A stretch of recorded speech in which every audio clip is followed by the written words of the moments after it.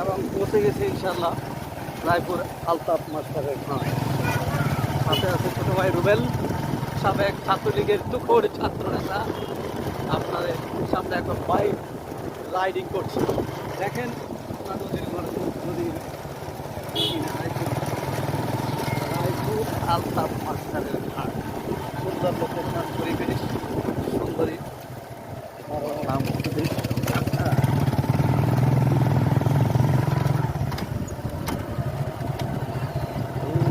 আমরা আমাদের গন্তব্যে পৌঁছে গেছি।